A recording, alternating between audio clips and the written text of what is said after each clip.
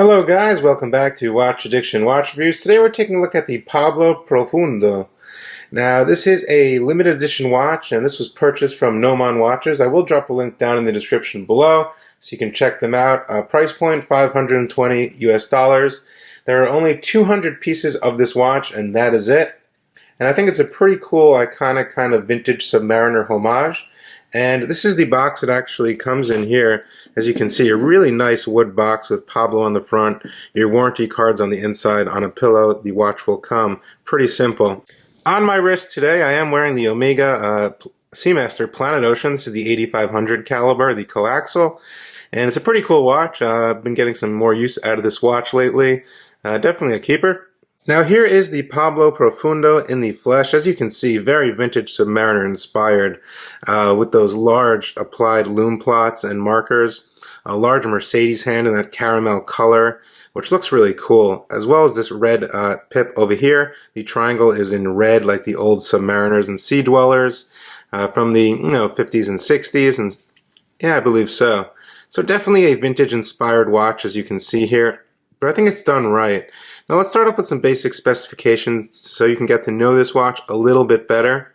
It is housed in a solid 316L steel, polished, satin brushed finished case with some nice chamfering as well. I'll get more into that. It is 40 millimeters in diameter. In terms of case thickness, we are looking at 12.75 millimeters. In terms of lug to lug distance, we are looking at 49 millimeters, and we do have 20 millimeter lug widths here.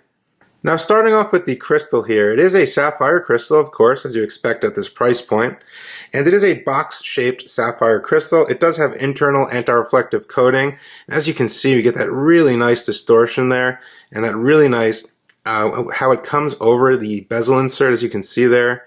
Very nice dome there to this crystal here. I think it looks pretty good. I think it came out how they wanted it to. Just really cool looking, very vintage looking as well. Now the crown is screwed down. It's a nice size crown with some good grip on it. We get 200 meters of water resistance on the Pablo Profundo, and I think 200 meters qualifies it to be, a true dive watch. Although most of us don't really go diving, 200 meters is very safe to go swimming in the ocean or pool or pretty much any mass of water you want to go into. Now this is a no date watch, as you can see, so it's a very clean dial.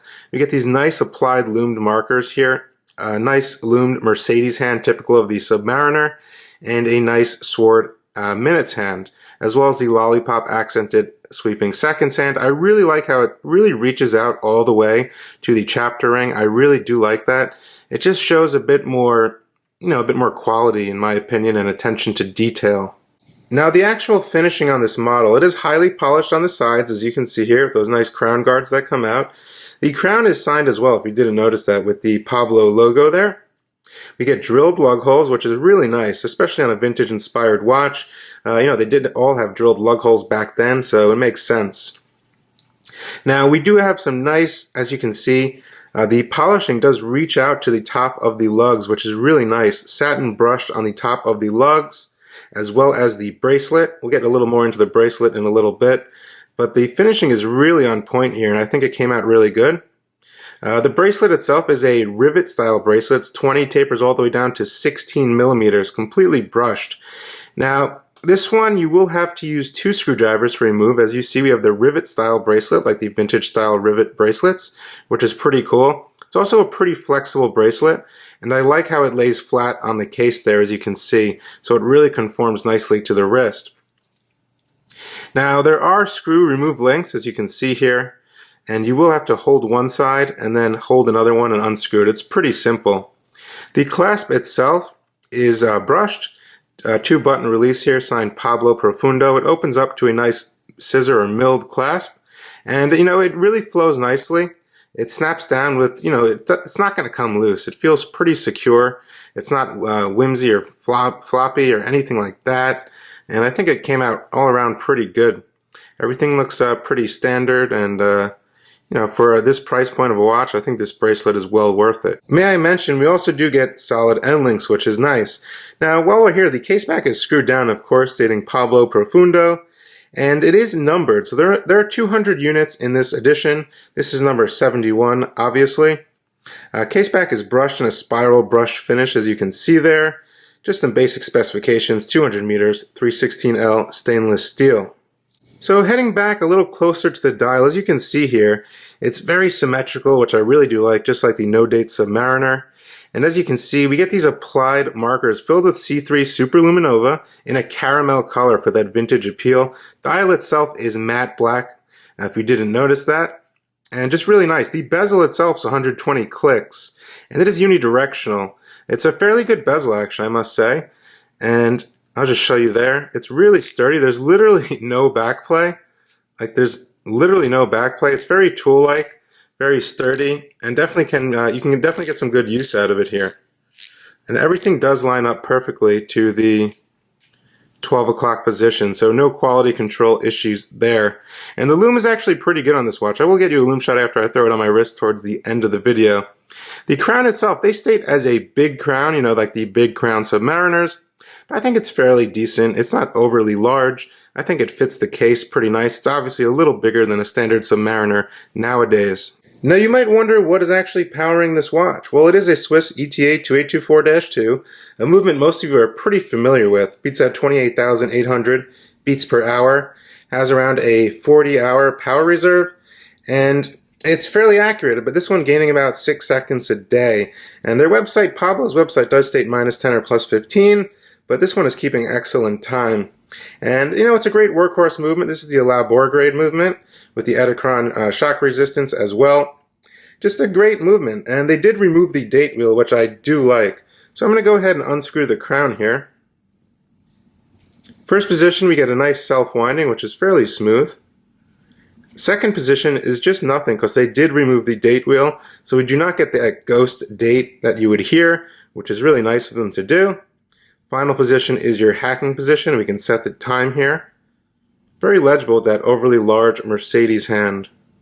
I'm going to go ahead and screw this back down. Now, due to the crown being a bit larger, it's very easy to use and grip and screw in and screw out and set, which I also found to be a pleasure. There she is on my 6.5-inch wrist. So it's 49 lug to lug, 40 in diameter.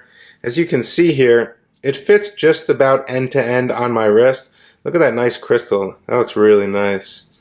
But yeah, all around, you know, it fits fairly nice. Doesn't wear too big. It doesn't get in the way of things. I like overall how it looks. It's very vintagey. I like the color of the markers and how they are applied and raised. Gives it some, you know, nice detail, and overall it came out pretty good. I want to check out the lume now. C3 Superluminova. And let's see how bright it is. So the lume itself is actually pretty good, as you can see, very evenly applied. It is green in color, as you can see here. It does not fade it does not fade fast, which is a good sign. As you can see, I think for a vintage styled watch, the lume is definitely good enough. As you can see, even lume on the 12 o'clock pip. So the Pablo Profundo, I think it's a really cool watch. I mean, you can't you know, go against the fact that watches like this that Rolex created are, you know, go up to like $100,000 or more from the past. And if you want something that mimics that, you know, that has a decent movement, a decent Swiss automatic movement, a pretty affordable price point at $520 US, and some pretty good quality and some nice features, even like this rivet bracelet, actually 200 meters of water resistance that you can use, unlike a vintage watch, which I would not take in the water, that you paid a lot of money for. Yeah, I think all around it's a well-built watch, and the price point is there. I mean, the movement is there. All the, you know, essentials are there. Domed sapphire crystal, anti-reflective coating, 200 meters, drilled lug holes, very decent finishing.